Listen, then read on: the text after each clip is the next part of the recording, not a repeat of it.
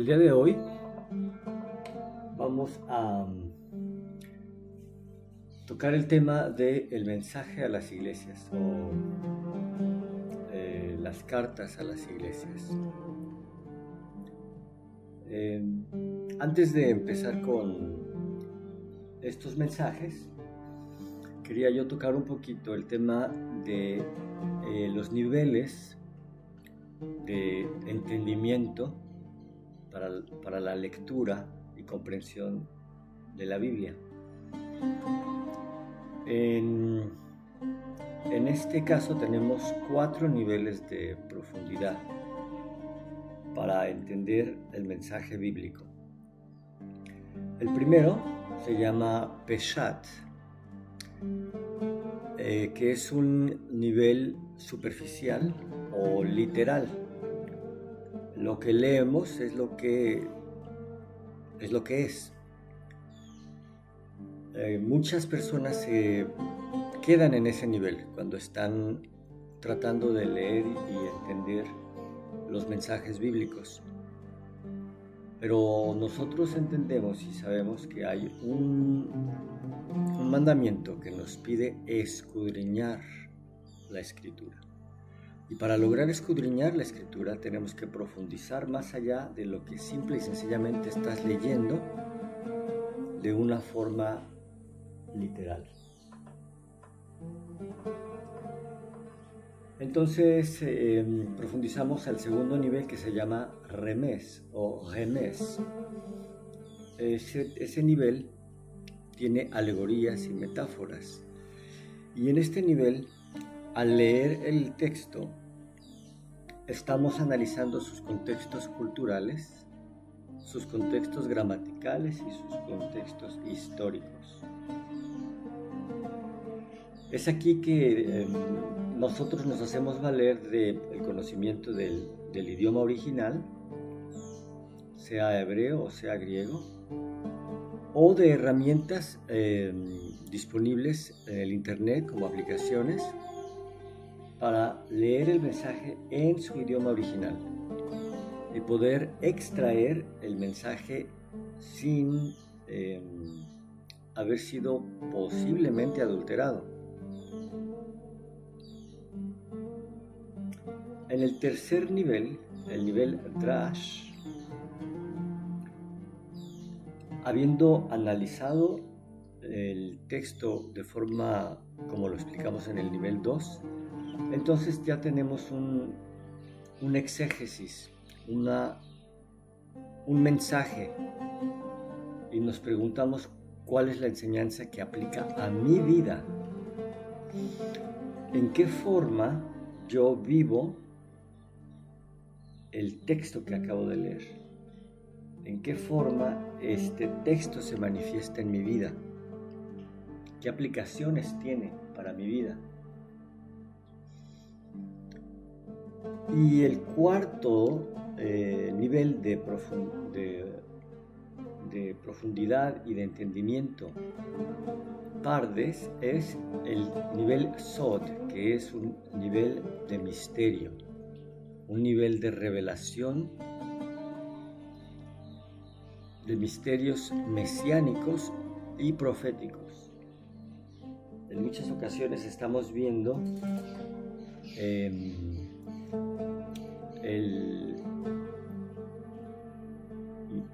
la revelación profética del Mesías en algún pasaje o algún texto.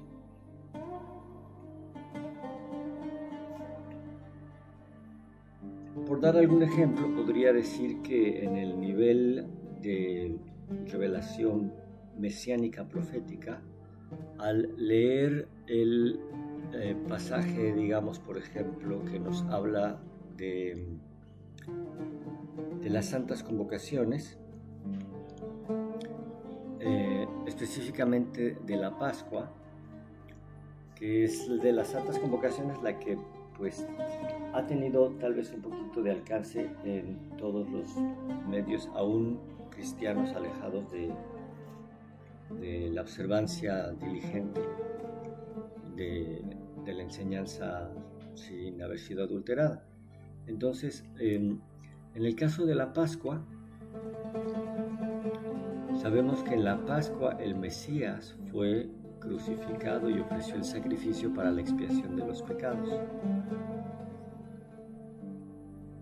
Entonces, a pesar de que simplemente estamos leyendo la narración de una crucifixión, nosotros sabemos que en el nivel más profundo del entendimiento se nos está revelando la expiación por los pecados en ese sacrificio.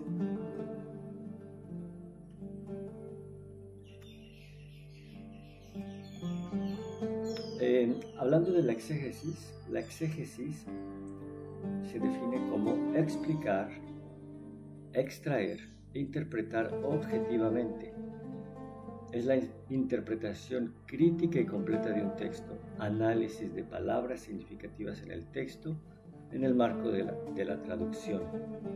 Es el examen del contexto general, como dije, histórico y cultural, confirmando los límites del pasaje y finalmente el examen del contexto dentro del texto y en su totalidad con el mensaje generalizado del texto bíblico.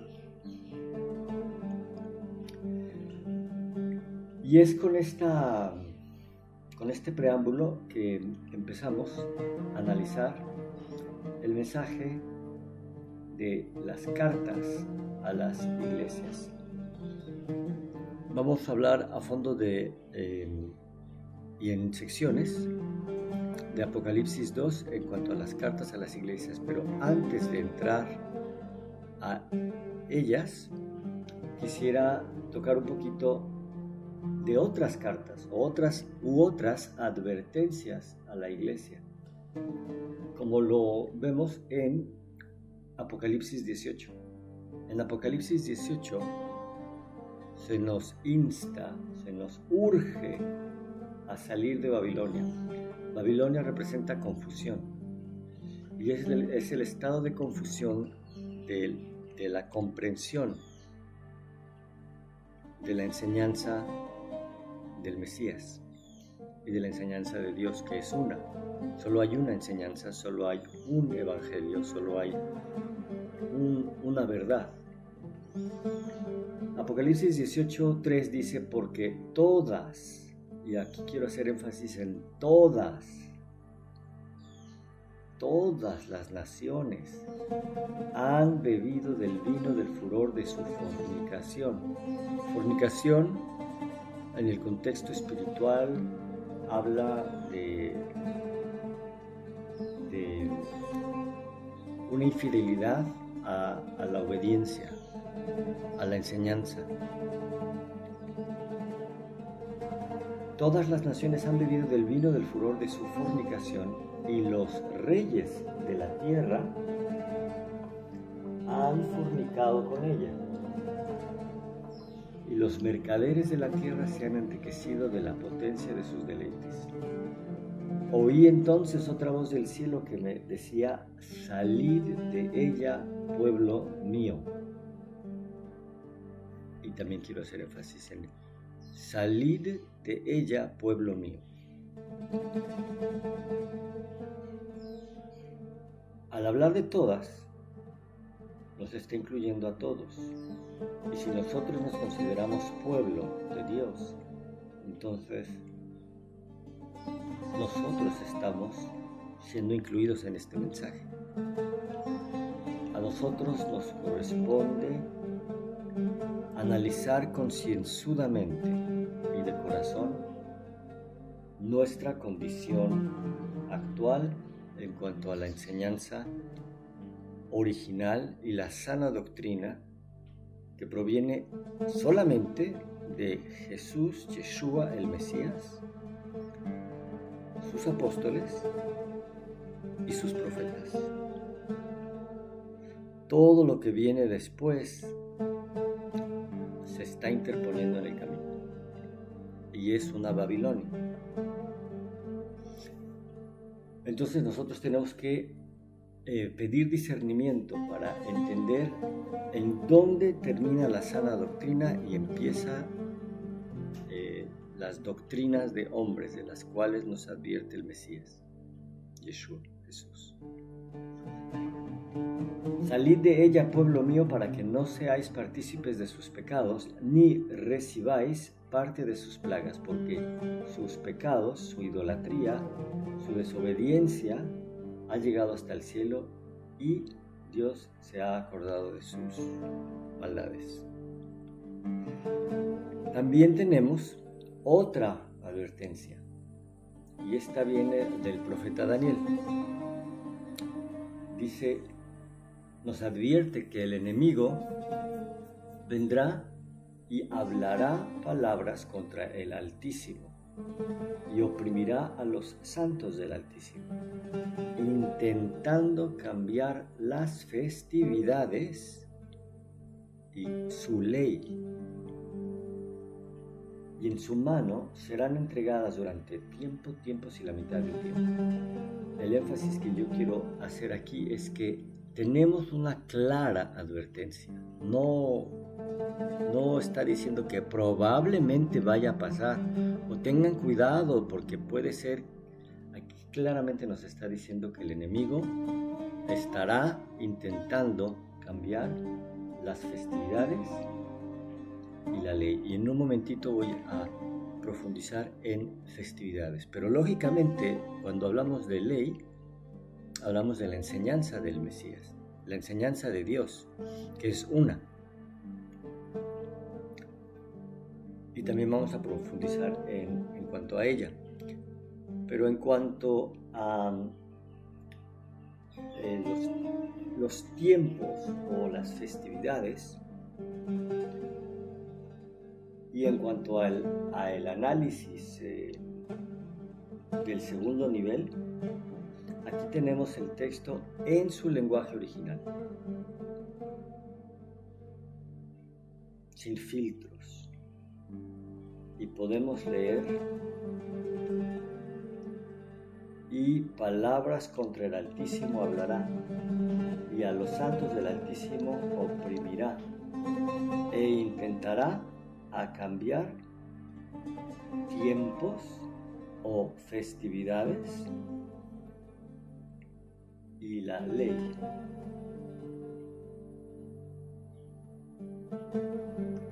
Y serán entregados en su mano hasta tiempos y medio tiempo.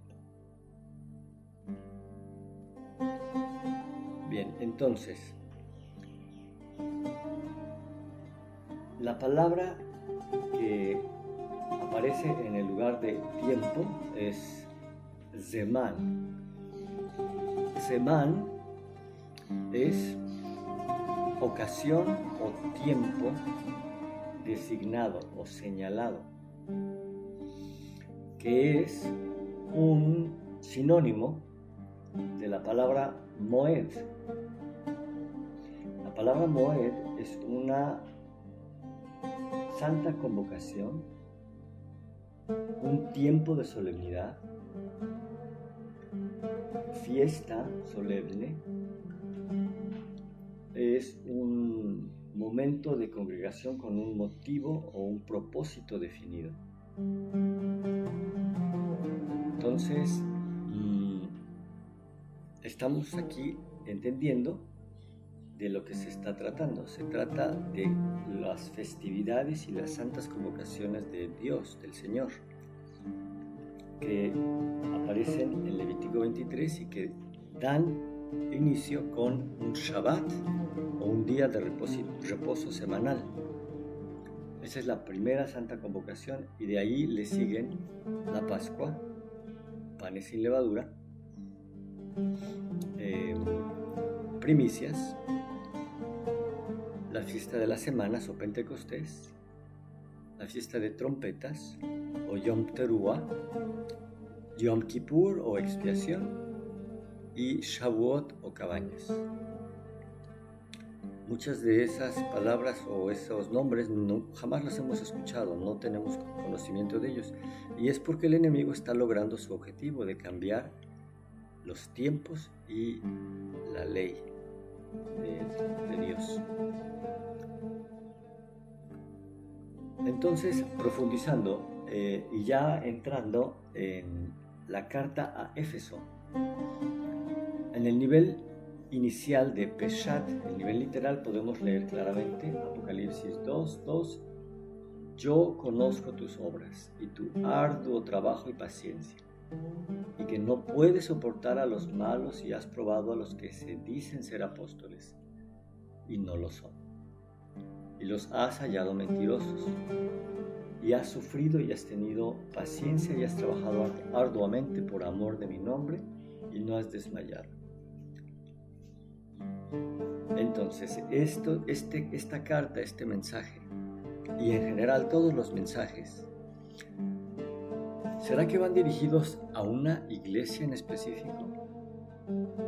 ¿O será que van dirigidos a todas las iglesias? Y hay iglesias que tienen mucho de Éfeso, pero también tienen algo de otras. Y ¿será que entonces tenemos que ver cuál o qué porción de estos mensajes aplican a nuestra manera de llevar el Evangelio y la enseñanza? Y si estamos quedando cortos en alguna de las cosas que nos advierte el mensaje. Entonces viene la parte, lo primero es bueno, se han puesto a prueba a los maestros y se les ha hallado mentirosos a algunos. Entonces esta iglesia de Éfeso está poniendo a prueba, trabaja arduamente y ha tenido la paciencia para trabajar arduamente por amor de mi nombre. Pero lo importante aquí es en dónde está quedando corta o en dónde posiblemente estamos quedando cortos nosotros en nuestra manera de practicar el mensaje de Dios. Tengo contra ti que has dejado tu primer amor. Recuerda, por tanto, de dónde has caído y arrepiéntete. Y haz las primeras obras, pues si no, vendré pronto a ti y quitaré tu candelero de su lugar, si no te hubieres arrepentido. Pero tienes esto, que aborreces las obras de los nicolaítas, las cuales yo también aborrezco. Y cierra, el que tiene oído, oiga lo que el Espíritu le dice a las iglesias. Al que venciere, le daré de comer del árbol de la vida, el cual está en medio del paraíso de Dios. Entonces, la primera pregunta para profundizar de este nivel literal a el segundo nivel de profundidad, que es el nivel remés, es ¿de qué amor está hablando? ¿A qué se refiere con que has dejado tu primer amor? Profundizando entonces, encontramos este versículo que nos dice: este es el amor a Dios, que guardemos sus mandamientos, y sus mandamientos no son gravosos. También en otro texto encontramos en Deuteronomio 7: oye Israel, Jehová nuestro Dios, Jehová uno es. Amarás a Jehová tu Dios de todo corazón y con toda tu alma y con todas tus fuerzas. Eso implica conocerlo, eso implica obedecerlo. Y estas palabras que yo te mando hoy estarán sobre tu corazón y las repetirás a tus hijos y hablarás de ellas estando en tu casa y andando por el camino y al acostarte y cuando te levantes. ¿De qué está hablando? Está hablando de lo que habló Jeremías en 31:31. Vienen días, afirma el Señor, en que yo haré un nuevo pacto con las dos casas, la de Israel y la de Judá. No un pacto como el que hice con sus antepasados en el día en que los tomé de la mano y los saqué de Egipto, ya que ellos fueron infieles y quebrantaron ese pacto, aunque yo era su esposo, afirma el Señor. Sin embargo, este es el pacto que después de aquel tiempo yo haré con el pueblo de Israel, afirma el Señor. Pondré mi ley en su mente y la escribiré en su corazón. La palabra ley del Antiguo Testamento es Torá. Pondré mi Torá en su mente y la escribiré en su corazón. De tal forma yo seré su Dios y ellos serán mi pueblo. Profundizando aún más, hablamos del arrepentimiento, el cambio de dirección, que es Teshuvá. Jeremías 6, así dijo Jehová, paraos en los caminos, y mirad y preguntad por las sendas antiguas, cuál sea el buen camino, y andad por él, y hallaréis descanso para vuestra alma. Mas dijeron, no andaremos. Puse también sobre vosotros atalayas que dijesen, escuchad el sonido de trompeta. Y ellos dijeron, no escucharemos. Esa es la condición del pueblo que cierra sus ojos y tapa sus oídos al mensaje del Espíritu a las iglesias. La advertencia de Apocalipsis y de Daniel. Aquí tengo un poquito más de profundidad de este. Por tanto, oíd, naciones, y entended, congregación, lo que sucederá. Oye, tierra, todas las naciones. He aquí que traeré mal sobre este pueblo, el fruto de sus pensamientos, porque no escucharon mis palabras y aborrecieron mi ley. De nuevo, ley es Torá. ¿Para qué a mí este incienso de Saba y la buena caña olorosa de la tierra lejana? Vuestros holocaustos no son aceptables, ni tampoco vuestros sacrificios me agradan. No es a su manera, sino a la manera en la que Dios quiere que lo hagamos. Por tanto, Jehová dice esto, he aquí yo pongo a este pueblo tropiezos, y caerán en ellos los padres y los hijos juntamente. El vecino y su compañero perecerán. Por eso estamos recibiendo un mensaje de alerta en cuanto a el trabajo del enemigo y nuestro trabajo de salir de Babilonia y de la confusión. En Lucas 6:46, Yeshua dice, ¿por qué me llamáis Señor, Señor, y no hacéis lo que yo digo? Todo aquel que viene a mí y oye mis palabras y las hace, os indicaré a quién es semejante. Él es semejante al hombre que al edificar su casa cavó y ahondó, profundizó y puso el fundamento sobre la roca, para que cuando viniera la inundación y el río pegara con ímpetu contra aquella casa, no la pudiera mover, porque estaba fundada sobre la roca. Mas el que oyó y no hizo, semejante es al hombre que edificó su casa sobre tierra sin fundamentos, contra la cual el río dio con ímpetu y luego cayó, y fue grande la ruina de aquella casa. Y en Mateo 7:21 también dice, no todo el que me dice Señor, Señor entrará en el reino de los cielos, sino el que hace la voluntad de mi Padre. ¿Cuál es la voluntad de mi Padre? Obedecer su enseñanza. Muchos me dirán en aquel día, Señor, Señor, profetizamos en tu nombre, y en tu nombre echamos fuera demonios, y en tu nombre hicimos milagros. Y entonces yo declararé, yo a ustedes nunca los llegué a conocer. Ustedes no asistieron a mis santas convocaciones, ignoraron mis días de reposo, las festividades y las santas convocaciones. lo consiguiente, los considero hacedores de maldad. Realmente la palabra correcta es hacedores de anomía. ¿Qué es anomía? Anomía es la infracción o infringir la ley, la transgresión de la ley, la violación de la Torá. Aquí abajo tenemos el texto en su mensaje y en su lenguaje original, que es griego. Anomía, que es el número 458 del diccionario Strong griego.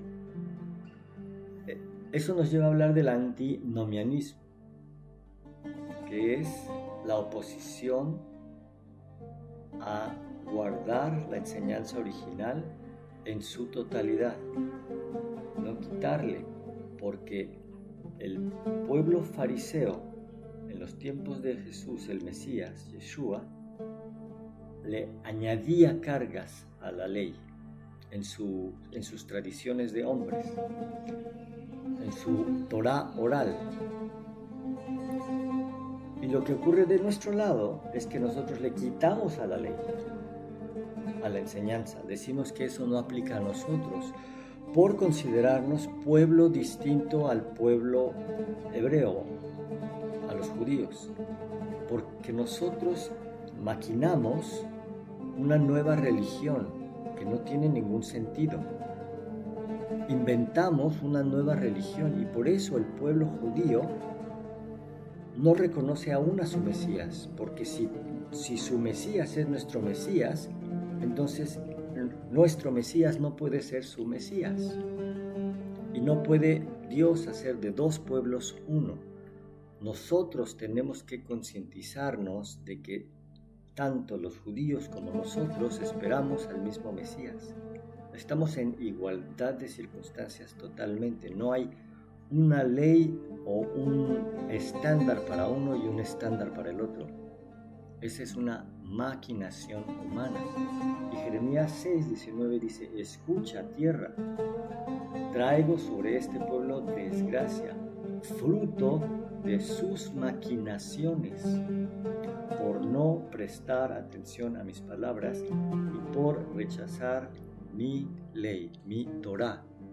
Esa es la condición actual de la mayoría de las iglesias.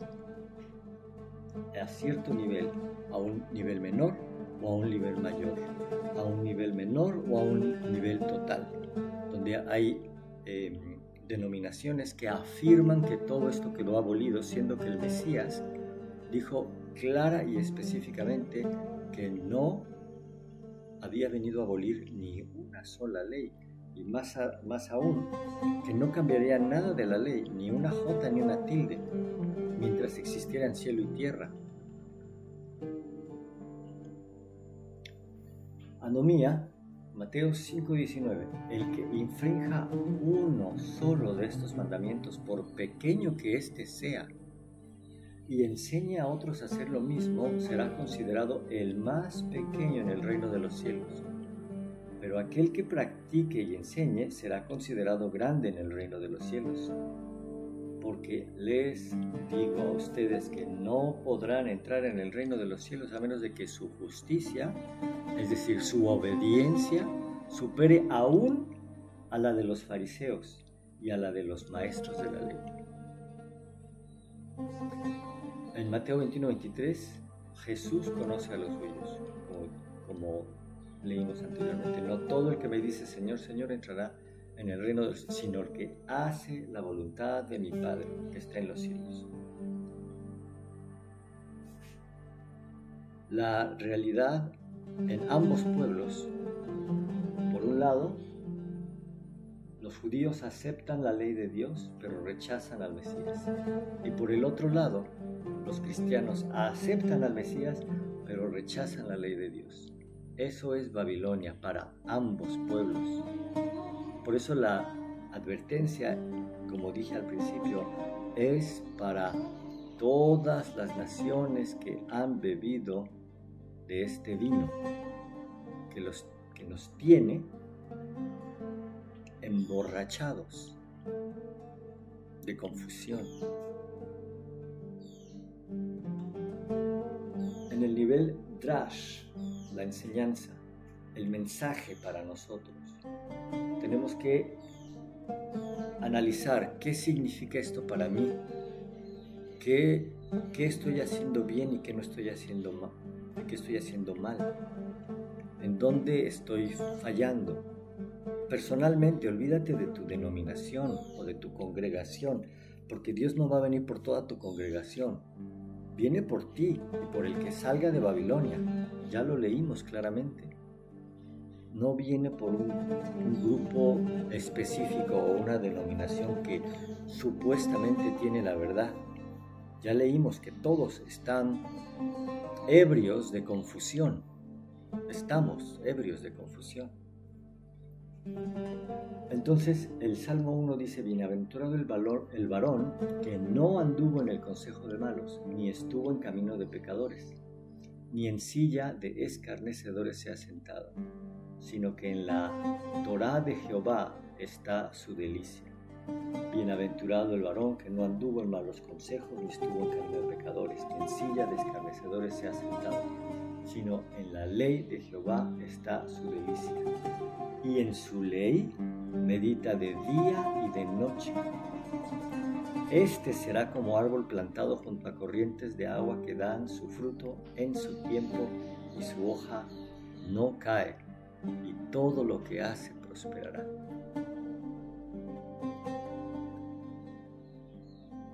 Isaías 6:20 nos dice: a la ley y al testimonio.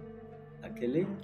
A la única ley que hay, a la única enseñanza que hay, y al testimonio de Yeshua, Jesús, el Mesías, sus apóstoles y sus profetas. Si no dijeren, si tu enseñanza la estás recibiendo de otras fuentes y no está conforme a esto, es porque están dormidos, confundidos, hipnotizados. No les ha amanecido.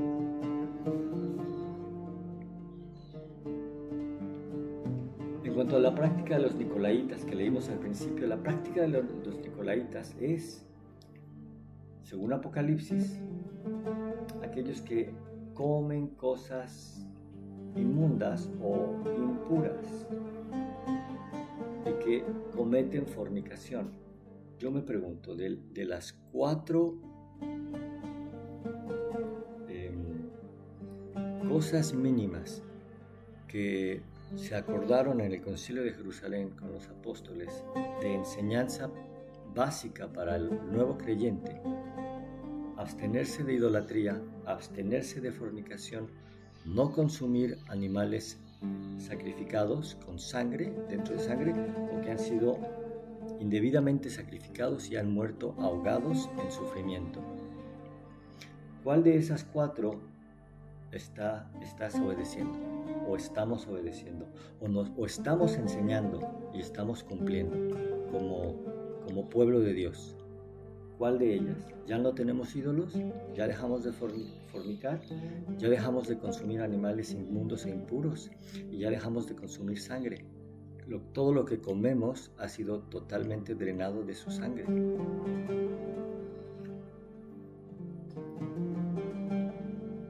Además de eso, habla de una estructura piramidal de clero y laicos, una institución organizada con jerarquías y moldes seculares y paganos en la estructura de la organización de la iglesia.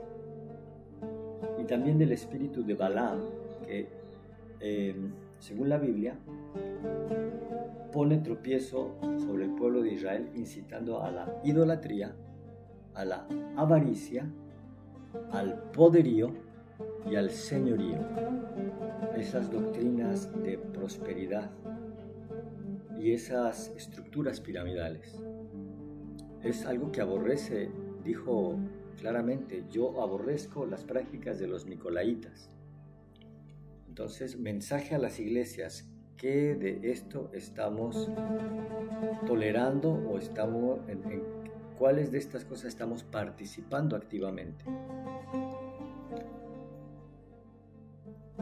Nicolaísmo y Éfeso, una enseñanza diluida que excluye porciones esenciales que se consideran abolidas. Un espíritu de Balaam que predica avaricia, poder y señorío,